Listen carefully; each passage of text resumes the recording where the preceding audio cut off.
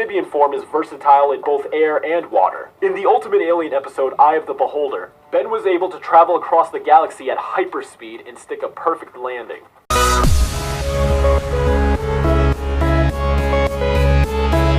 Humongosaur is even a step up from that. According to Eugene Sun, in Humongosaur's base form, he is strong enough to lift up a Toku star, which averages about 120 feet tall and weighs between 55,000 and 74,000 pounds. Humongosaur can then sextuple in size, multiplying his strength by 6, making his maximum recorded strength about 444,000. Alien X. His powers are the ability to alter reality in any way he wants with no potential limits. Seriously, he can manipulate time, space, create whatever he wants, destroy whatever he wants, etc. Now, omnipotence is definitely an ability you'd want to keep in check. So Celestial Sapiens all have 3 personalities that share one body. When Ben transforms into Alien X, he becomes one of these 3 personalities. For him, there's Bellicus, the voice of rage and aggression. Serena, the voice of love and compassion. Ben takes the place as the voice of reason. And yes, each Celestial Sapien has their own unique trio of floating heads. To do anything, at least 2 of the 3 personalities must agree to execute the motion.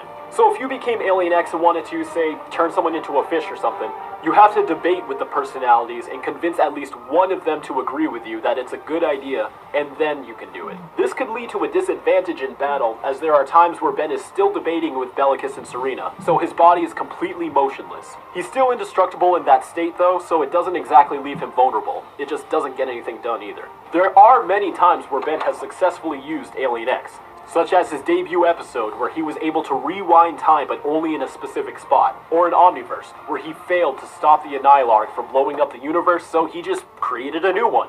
Yup, from episode 4 of Omniverse onward, everyone and everything in the universe gets obliterated, so Alien X creates an exact duplicate. However, Ben was actually able to bypass that and gain full control over Alien X in the episode Universe v. Tennyson, where Ben is actually put on trial by all the other Celestial Sapiens for recreating the universe as it violates the Multiverse Preservation Act. Nearly losing the trial, Ben resorts to the Tetraman Trial of Combat and has to fight another Celestial Sapien.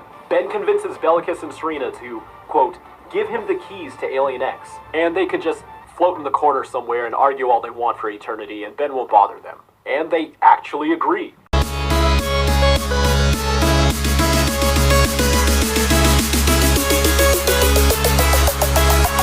Ben can't die.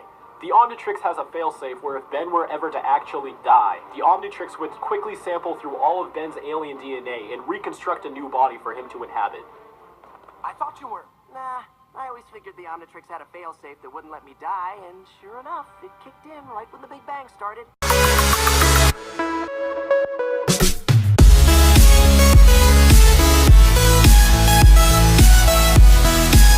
At the end of Season 2 of the classic series, Back with a Vengeance, Ben has temporary access to the Master Control, allowing Ben to switch between alien form at will without having to turn human first, and no time limit for his transformations.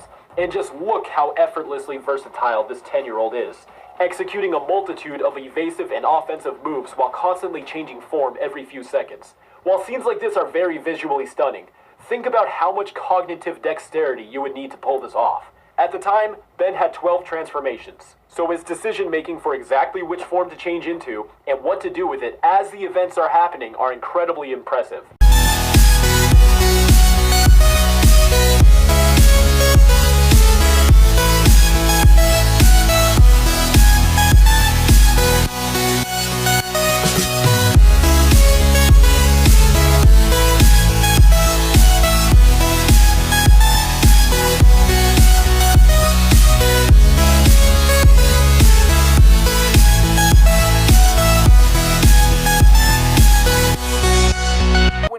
Swallows a victim, they don't exactly die. Turns out Kirby's stomach is, in fact, an entirely separate and endless dimension of reality. So he never feels full. Talk about getting your money's worth at an all-you-can-eat buffet, though. Kirby can trap thousands of victims in this abyss. Then, he can actually enter his own stomach dimension and draw from his captive's power using his copy ability.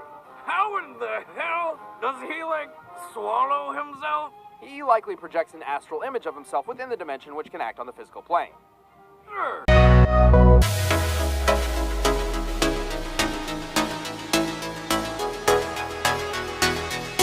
By inhaling a miracle fruit, he becomes Hypernova Kirby, capable of devouring worlds.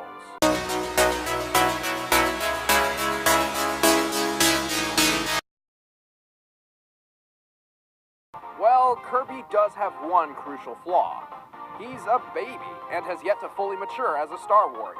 Yeah, he's not too bright, so he's not gonna be whipping up any genius strategies mid-fight.